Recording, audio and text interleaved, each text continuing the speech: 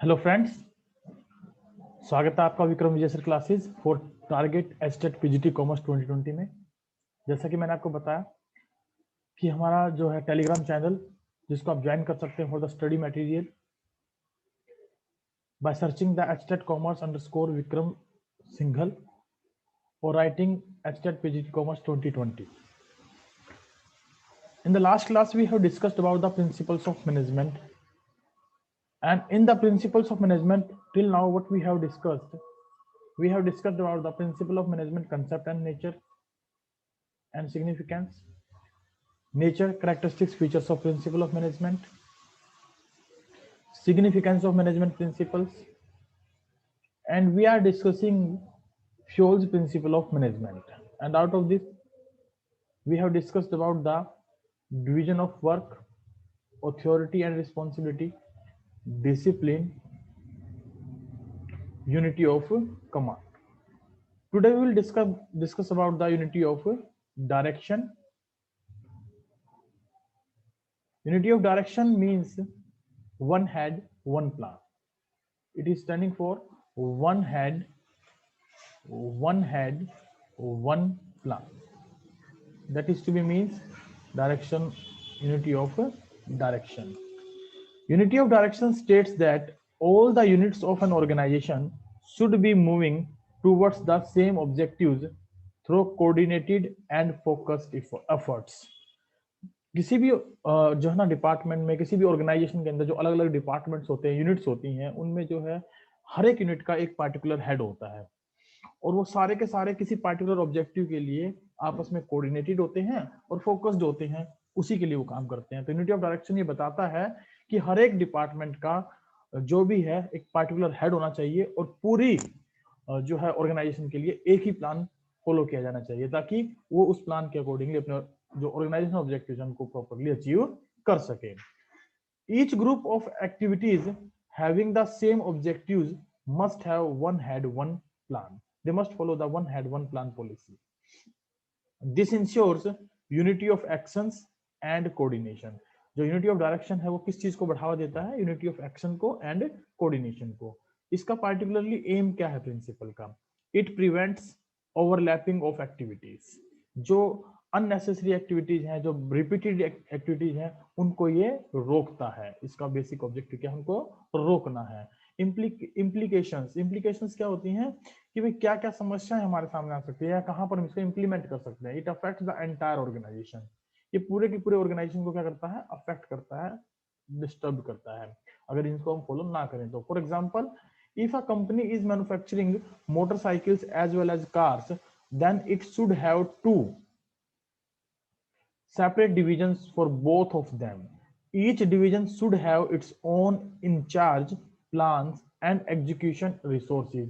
The working of two divisions should not overlap on any account. दोनों division किसी भी सूरत में आपस में मैचअप या आपस में उनका जो है काम मैचअप नहीं होना चाहिए या आपस में वो किसी प्रकार से भी कंफ्लिक्ट में ना आए। कार डिवीजन के लिए अलग से डिपार्टमेंट हो, मोटरसाइकिल के लिए अलग से डिपार्टमेंट हो, अलग से उनके प्लान्स बनाए गए हों, अलग से उनका एग्जीक्यूशन रिसोर्सेज रखे गए हों। मीन्स ये सब चीजें अलग हो, हर एक यूनिट का अपना एक हेड हो, अपना एक प्लान हो, लेकिन वो प्लान इस तरीके का हो कि वो ऑर्गेनाइजेशन ऑब्जेक्टिव को अचीव करने वाला हो। नेक्स्ट प्रिंसिपल है हमारे पास subordination of individual interest to general interest. Subordination of individual interest to general interest क्या होता है? Subordination of individual interest to general interest इसका मतलब है कि पार्टिकुलरली किसी भी ऑर्गेनाइजेशन के अंदर एम्प्लॉइज को चाहिए कि वो अपने पर्सनल ऑब्जेक्टिव को साइड में रखें और ऑर्गेनाइजेशनल ऑब्जेक्टिव की तरफ फोकस करें। जब उनको ऑर्गेनाइजेशनल ऑब्जेक्टिव को वो अचीव कर पाएंगे तो उनके पर्सनल ऑब्जेक्टिव ऑटोमेटिकली अचीव हो जाएंगे। The interest of an organisation should take priority over the interest of any individual employee, and the larger interest of the workers, the stakeholders, are more important than the interest of any one person. जो large number पर workers होते हैं या stake holders होते हैं, उनके जो interest है, उनके जो ऑब्जेक्टिव है, उनका जो रोल है वो ज्यादा इंपॉर्टेंट है बजाय किसी एक इंडिविजुअल पर्सन के। For example, interest of various stakeholders, that is owners, shareholders, creditors, debtors, financiers, tax authorities, customers and the society at large cannot be sacrificed for one individual or small group of individuals who want to exert pressure on the company. A manager can ensure this by his exemplary behavior. For this, we can take an example. Like, for example, he should not be fall into temptation of misusing the powers for individual family benefit at the cost of the larger general interest of the workers and the company, and this will raise his status in the eyes of the workers and the same time ensure the same behavior by them.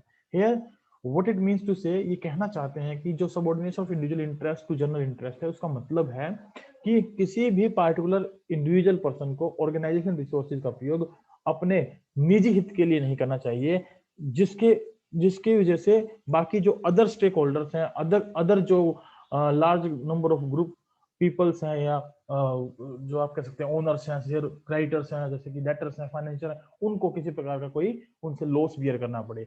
It means कि individual interest की बजाय general interest की तरफ focus करना चाहिए। हम इसको इस तरीके से भी समझ सकते हैं, मान लीजिए मिस्टर ए जो है एक particular Sunflag iron limited company में काम करते हैं और किसी कारणवश से उनको बाहर जो है ना अपनी फैमिली फंक्शन में जाना पड़ा, और अचानक उनके पास उनके बॉस की जो है ना कॉल आती है कि भाई आपको वापस आना होगा और बहुत इंपॉर्टेंट मीटिंग है, बहुत इंपॉर्टेंट जो है ना डिसीजन हमें लेना है, तो वो आपके बिना नहीं लिया जा सकता। तो उस कंडीशन में मिस्टर ए जो है बिना सोचे समझे अपने फैमिली फंक्शन को छोड़कर यदि ऑर्गेनाइजेशन की तरफ आ जाते हैं, तो it is an example for the subordination of individual interest to general interest. Next है हमारा रेम्यूनरेशन ऑफ एम्प्लॉइज। जो एम्प्लॉइज होते हैं उनको क्या हमने पारिश्रमिक दिया है, क्या उनको वेजेस सैलरी वगैरह के बारे में दिया, किस प्रकार से ये सब चीजें उनको हम प्रोवाइड करेंगे। It states that the remuneration of employees should be just and equitable. Here just and equitable standing for जो ऑर्गेनाइजेशन है वो देने के लिए तैयार है और उस सैलरी या रेमुनरेशन पर एम्प्लॉय जो है काम करने के लिए तैयार है। Employee should be paid fair wages which should give them at least a reasonable standard of living. At the same time, it should be within the paying capacity of the company. और वो उसी उस पर जो है ना company की paying capacity के इक्विवेलेंट भी होना चाहिए। अगर कंपनी की पेइंग कैपेसिटी नहीं है तो चाहे क्या कितना भी एम्प्लॉय जो है ना कैपेबल हो, कंपनी जब देने में समर्थ नहीं है तो we can not make the payment of fair wages to him. This will ensure good relations between the workers and the management. जो रेम्यूनरेशन ऑफ एम्प्लॉइज है वो एक अच्छा संबंध वर्कर्स और मैनेजमेंट के बीच में एस्टैब्लिश करती है। And they should must be ensure that they will do the better jobs, better work for the organization. Centralization and decentralization. What is centralization and decentralization? The concentration of decision making authority by the top management is called centralization, whereas it dispersals among more than one person is known as decentralization. अगर मैं इसको simple भाषा में कहूँ, local language में कहूँ, तो अगर चौधर आपके अपने हाथ में है तो दैट इज कॉल्ड सेंट्रलाइजेशन, और चौधर आप लोगों ने बांट दी है लोगों को, that is decentralisation.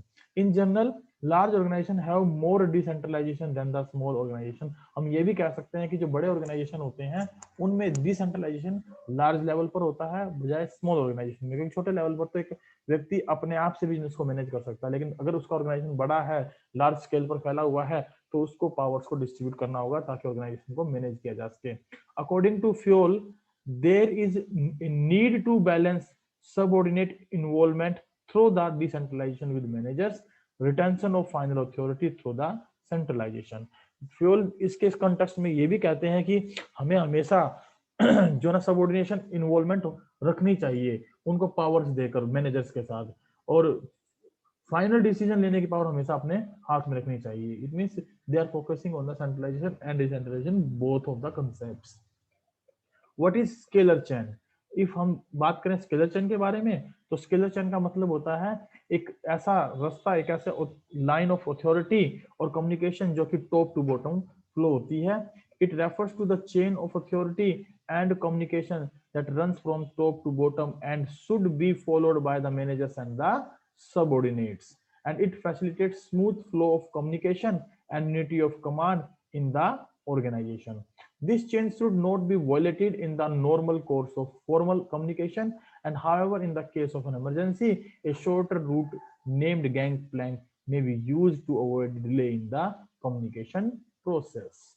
It means कि स्केलर चैन एक ऐसी चैन ऑफ अथॉरिटी और कम्युनिकेशन है जो टॉप टू बॉटम फ्लो करती है और मैनेजर और सबऑर्डिनेट को फॉलो करते हैं। और ये जो है ना स्मूथ फ्लो ऑफ कम्युनिकेशन में, यूनिटी ऑफ कमांड में जो है ना ऑर्गेनाइजेशन की मदद करती है। साथ ही साथ ये चैन जो है ना अगर फॉर्मल कम्युनिकेशन प्रोसेस है तो उसमें हम इसको वॉलेट नहीं करते, लेकिन अगर जरूरत पड़े इमरजेंसी के केस में तो हम एक शॉर्टेस्ट रूट यूज कर लेते हैं जिसको हम गैंग प्लैंक कहते हैं, जिसमें जो है लोवेस्ट अथॉरिटी को जस्ट अपने हायर अथॉरिटी से परमिशन लेनी होती है और वो डायरेक्ट जो है ना अपने सेम लेवल के व्यक्ति से या डायगनली या वर्टिकली जो है कम्युनिकेट कर सकता है। For example, there is one head A who has two lines of authority under him BCD and LMN like this one. ये इस तरीके से हम इसको बना सकते हैं। मान लीजिए ये हमारे पास जो है ना दो लाइन ऑफ अथॉरिटी है और ये मिस्टर ए जो है हेड है, यहाँ पर इनके पास दो लाइन ऑफ अथॉरिटी है, एक B, C एंड D, ये और इधर है L, M and N. If C has to communicate with M who is at the same level of authority, then he has to traverse the route C, B, A, L, M due to the principle of scalar chain. अगर formal communication है तो कैसे करेगा C communicate जो है particularly M से? He has to go with B, A and then L and then M under the scalar chain. But agar emergency hai, if there is an emergency, then C can directly communicate M through the gangplank. अगर कोई communication करना है और emergency communication है तो C directly M से communicate कर सकता है, but taking the prior permission of the upper authority, and here M has to take the prior permission from the L. Next one is order. Order है standing for sequence. हम इसको sequence के नाम से show करते हैं. It is sequence, क्रम. यानी हर चीज, चाहे वो मटेरियल हो चाहे ह्यूमन बीइंग हो, everything should be at its right place. It states that there should be a place for everything and everyone in an organization, and that thing or person should be found in its allotted place. For example, हम school में देखते हैं बच्चे generally classes के अंदर मिलते हैं, principal office में मिलता है, लाइब्रेरियन मैडम लाइब्रेरी ऑफिस में लाइब्रेरी में मिलती हैं. तो इस प्रकार से हर एक चीज का अपना निर्धारित प्लेस है ताकि जरूरत पड़ने पर उनको इजिली फाइंड आउट किया जा सके. People and materials must be in a suitable place at an appropriate time for maximum efficiency. और अगर ऐसा होगा तो हमारी जो efficiency है वो maximum होगी. And this will lead to increased productivity and efficiency. और ये productivity और efficiency को बढ़ाने में भी हमारी मदद करता है. Next है equity. Equity here standing for समान, एक जैसा. Equity states that there should be no discrimination against anyone on account of sex, religion, language, caste, belief and nationality. ये प्रिंसिपल बताता है कि हम किसी भी पार्टिकुलर एम्प्लॉयज के साथ ना तो किसी प्रकार का कोई डिस्क्रिमिनेशन करना चाहिए on the behalf of their sex, religion, language, caste, belief और नेशनलिटी. It emphasizes kindliness. ये क्या एम्फसाइज करता है? Kindliness and justice in the behaviour of managers towards the worker. ये वर्कर्स के बीच में जो है मैनेजर्स और वर्कर्स के बीच में क्या क्रिएट करता है? काइंडलीनेस बिहेवियर, जस्टिस, न्यायपूर्ण बिहेवियर डेवलप करता है. And this will ensure loyalty and devotion of the workers towards the management. अगर ऐसा हम अप्लाई करते हैं किसी ऑर्गेनाइजेशन के अंदर तो वहां वर्कर्स बेसिकली क्या हो जाते हैं? ऑर्गेनाइजेशन के प्रति लॉयल हो जाते हैं, डिवोटेड हो जाते हैं, अपना काम वो मन लगाकर करते हैं. नेक्स्ट हमारा प्रिंसिपल है stability of personnel. Stability of personnel, इसका मतलब है कि एम्प्लॉइज टर्नओवर जो है ना उसको कम करने के लिए should be minimise to maintain organisational efficiency according to the Fayol. Fayol कहते हैं कि भाई एम्प्लॉइज टर्नओवर ऑर्गेनाइजेशन में कम से कम होना चाहिए क्योंकि ये हमारी बहुत ही इंपॉर्टेंट जो है ना वैल्यूएबल एसेट है. और ऐसा केवल हम तभी कर सकते हैं जब हम उनको एक पार्टिकुलर समय दें, टाइम अवधि दें अपने आप को प्रूव करने के लिए. ऐसा नहीं कि कोई एम्प्लॉय आज अपॉइंट किया और आज ही उससे रिजल्ट की हम कामना करने लग जाएं. उसको समय दिया जाना चाहिए ताकि वो चीजों को समझ सके, ऑर्गेनाइजेशन के कल्चर को जान सके, उसके अकॉर्डिंगली वो वर्कआउट कर सके और अपने आप को प्रूव करके दिखा सके. Personnel should be selected and appointed after due and rigorous procedure, but once selected they should be kept at their post position for a minimum of fixed tenure so that they can be show their potential. They should be given reasonable time to show the results. Instant instability will create insecurity among employees, so they will tend to leave to organization. Recruitment, selection, training cost of new employees will be very high. और इस प्रकार से अब क्या होगा कि अगर हम उनको सही समय नहीं देंगे अपने आप को प्रूव करने के लिए, तो उनके अंदर इनसिक्योरिटी होगी, ऑर्गेनाइजेशन को छोड़कर जाएंगे, जिसकी वजह से ऑर्गेनाइजेशन पर रिक्रूटमेंट, सिलेक्शन और ट्रेनिंग की लागत बढ़ेगी यदि हम कोई नए एम्प्लॉय को अपॉइंट करते हैं तो। नेक्स्ट है initiative. Now what is initiative? पहल करने की क्षमता। Initiative means thinking out and executing the plan with in the prescribed limit of authority. कि पार्टिकुलरली हम एम्प्लॉयज को इतनी पावर्स दें, इतना उनको कैपेबल बनाए ताकि वो चीजों को के बारे में सोच सके, एग्जीक्यूट कर सके प्लान को एक पार्टिकुलर दायरे में रहकर। It state that workers should be encouraged to develop and carry out their plans for the improvement in the organization, and a good company should have an employee suggestion system whereby initiative and suggestions which results in substantial cost time reduction should be rewarded। और अगर कोई employ इस प्रकार के suggestions देता है जिससे organisation में लागतें कम होती हैं, टाइम कम लगता है किसी काम को करने के लिए और एफिशिएंसी बढ़ती है बाकी एम्प्लॉयज की, तो उसको हमें रिवॉर्डेड भी करना चाहिए, उसको हमें इनाम भी देना चाहिए by the giving some kind of certificates or the trophies or the monetary benefits, etc., etc. Next one and the last one is separate the corps.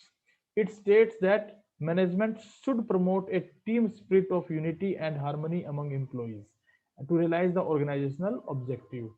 Otherwise, it will result in a loss of coordination. And a manager should replace I with we in all his conversation with workers to foster team spirit. This will give rise to a spirit of mutual trust and belongingness among team members, and it will minimize the need for using penalties also.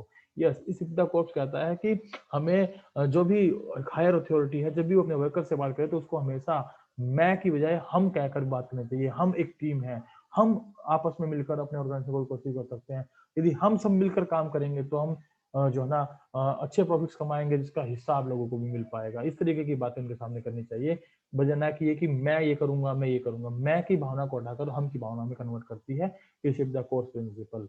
और ये team spirit को, unity को, harmony को employees के मध्य develop करने का काम करता है। These are the 14 principles of given by Henry Fayol. Now let us discuss about the Taylor scientific management principles and techniques. Taylor scientific management principles and techniques की अगर बात करें तो scientific management mean knowing exactly what you want men to do and seeing that they do it in the best and cheapest way. This is given by F.W. Taylor.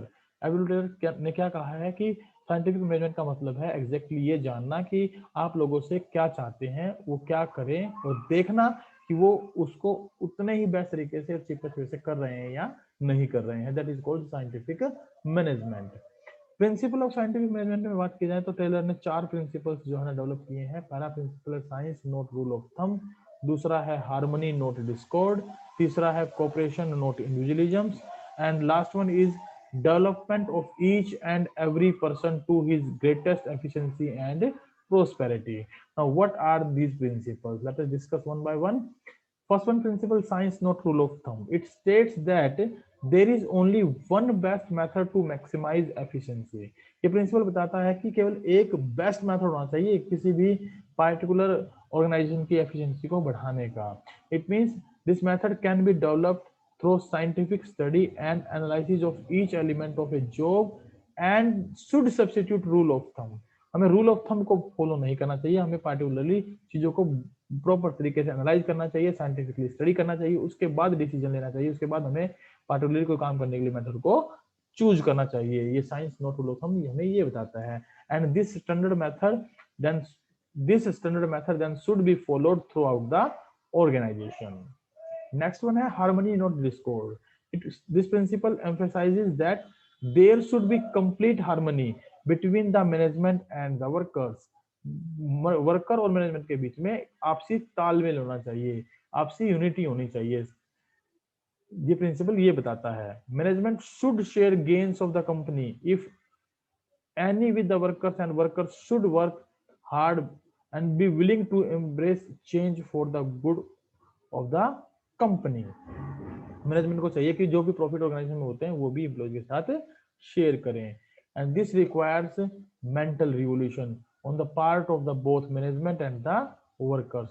Both management and workers should transfer their thinking, and mental revolution involves a change in attitude of worker and the management towards one another from competition to cooperation. It means this principle जो है वो क्या करता है कि एक प्रकार का मेंटल रिवोल्यूशन लेकर आता है मैनेजमेंट और वर्कर्स के बीच में. वो एक दूसरे के प्रति सोचते हैं और वो एक दूसरे के प्रति जो है अपने एटीट्यूड को चेंज करते हैं. उनके बीच में कंपटीशन खत्म होकर कॉपरेशन की भावना डेवलप होती है. ये प्रिंसिपल ये भी बताता है कि both should realise that they require one another, both should aim to increase the size of the surplus. और दोनों को ये बात महसूस कराता है कि वो एक दूसरे के बिना जो है ना नहीं रह सकते हैं, नहीं चल सकते हैं, और उनके बिना ऑर्गेनाइजेशन के सरप्लसेस की वृद्धि नहीं हो सकती है. So this principle states that. तो आज की क्लास में हम इतना ही रखते हैं. बाकी के प्रिंसिपल्स एंड टेक्निक्स जो हम अपने नेक्स्ट क्लास में डिस्कस करेंगे. Thank you very much. Have a good day. Bye bye. अगर आपको क्लास अच्छी लगी तो kindly subscribe the channel, give a thumb, like, share. Thank you very much. Have a good day. Bye bye. Take care.